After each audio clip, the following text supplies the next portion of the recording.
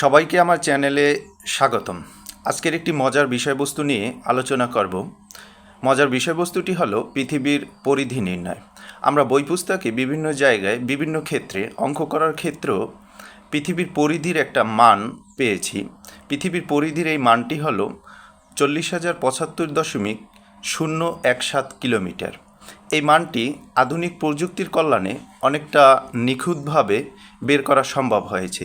এই মানটিকে অনেকটা নিখুঁত এবং নির্ভুল একটা মান বলা যেতে পারে।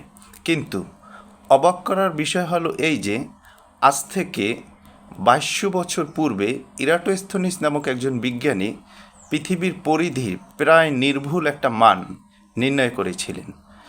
তার নির্ণয়কৃত পরিধির মানটি হলো 39,690 কিলোমিটার। কিন্তু সবচেয়ে অবাক এবং মজার একটা বিষয় হলো এই যে তিনি এই মানটি বের করেছিলেন ছোট্ট একটা লাঠি ব্যবহার করে। আসুন আমরা জেনে নেই তিনি কিভাবে ছোট্ট একটা লাঠি ব্যবহার করে পৃথিবীর পরিধির এই মানটি নির্ণয় করেছিলেন, সেটা সম্পর্কে একটু জানার চেষ্টা করি।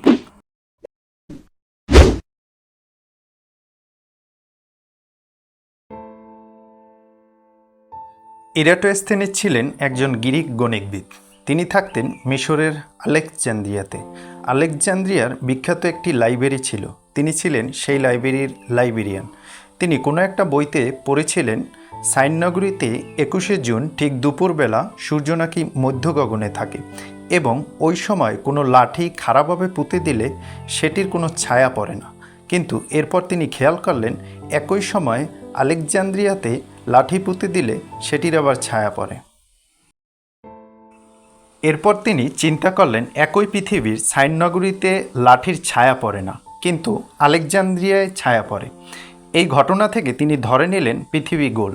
খ্রিস্টপূর্ব 3য় শতকে এই কথা খুব কম মানুষ বিশ্বাস করত। তাই এরাটোস্থেনিস এটি প্রমাণ করার জন্য একটি অদ্ভুত পরিকল্পনা করলেন। তিনি এক ব্যক্তিকে নিয়োগ দিলেন আলেকজান্দ্রিয়া থেকে সাইন নগরীতে দূরত্ব পরিমাপ করতে।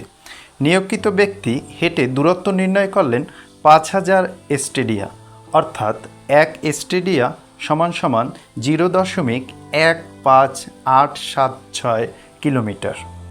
হিসেবটা একটু লক্ষ্য করি। তিনি যেহেতু পৃথিবীটাকে গোল ধরেছিলেন, সেহেতু পৃথিবীর যে জায়গায় লাঠি পোতা হোক না কেন, লাঠির পাদবিন্দু থেকে আস্তে আস্তে যেতে থাকলে অর্থাৎ সরলরেখা আঁকলে তা পৃথিবীর কেন্দ্রে গিয়ে পৌঁছবে। আবার সূর্য থেকে নির্গত আলোকরশ্মি যেহেতু সমান্তরাল হয়, সেহেতু সাইন নগরীর লাঠির উপর আপতিত সৌররশ্মি ও আলেকজান্দ্রিয়ার লাঠির উপর আপতিত সৌররশ্মি পরস্পর সমান্তরাল হবে। এই দুই নগরীর লাঠির উপর আপতিত সৌররশ্মি দুটি সমান্তরাল রেখা কল্পনা করলে আলেকজান্দ্রিয়ার লাঠির পাদবিন্দু হতে সোজা পৃথিবীর নিচে যেতে থাকলে কেন্দ্রে 7.2 কোণ উৎপন্ন হবে। কিভাবে বুঝলেন তিনি কেন্দ্রে 7.2 কোণ উৎপন্ন হবে? এটা চিত্র হাতেই স্পষ্ট। ছায়ার কোণটি কেন্দ্রের কোণের সাথে একান্তর কোণ হিসাবে আছে। বলা যায় একান্তর কোণগুলো পরস্পর সমান। যেহেতু ছায়ার কোণ 7.2 ডিগ্রি, সেহেতু কেন্দ্রের কোণও 7.2 ডিগ্রি হবে।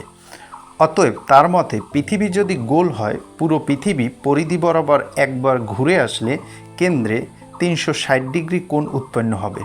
অর্থাৎ এভাবেও বলা যায় আলেকজান্দ্রিয়া থেকে সাইন নগরীর ক্ষেত্রে কেন্দ্রে উৎপন্ন 7.2 ডিগ্রি হল সমগ্র পৃথিবীর 360 ডিগ্রির 50 ভাগের 1 ভাগ।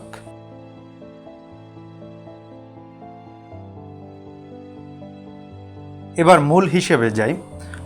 আমরা জানি সম্পূর্ণ পৃথিবীর কেন্দ্রে কোণ তৈরি হয় 360 ডিগ্রি। পূর্বেই বলেছি 7.2 ডিগ্রি হল 360-এর 50 ভাগের 1 ভাগ।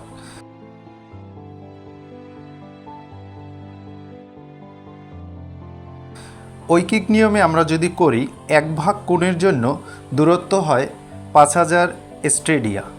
সুতরাং 50 ভাগ কোণের জন্য দূরত্ব হবে 5000 গুণ 50, অর্থাৎ 2,50,000 স্টেডিয়া। এটাকে যদি আমি কিলোমিটারে প্রকাশ করি তাহলে দেখা যাবে 1 স্টেডিয়া সমান আমরা জানি 0.15876 কিলোমিটার। সুতরাং 2,50,000 স্টেডিয়া সমান গুণ করলে মানটি দাঁড়াবে 39,690 কিলোমিটার, যে মানটি 2200 বছর পূর্বে শুধুমাত্র একটি লাঠি এবং ছায়া কোণ মেপে নির্ণয় করেছিলেন। এটাকে এভাবেও সংক্ষেপে সমাধান করা যায়, অর্থাৎ 7.2 ডিগ্রির জন্য দূরত্ব 5000 স্টেডিয়া, 1 ডিগ্রির জন্য এত, 360 ডিগ্রির জন্য তাতেও দেখা যাবে 2,50,000 স্টেডিয়া মান আসবে। এটি অনেকটা সহজতর এবং সংক্ষেপ নিয়ম বলা যেতে পারে। শেষ করার আগে আরেকটু ব্যাপার না বললেই নয়। 2024 সালের নতুন কারিকুলামে 8ম শ্রেণীর বিজ্ঞান বইতে ইরাটোস্থিনিসের পরিমাপের বিষয়টি গল্প আকারে খুব সুন্দরভাবে তুলে ধরা হয়েছে। শিক্ষার্থীরা এই জটিল বিষয়টি আনন্দ সহকারে অনুভব করছে এবং শিখছে।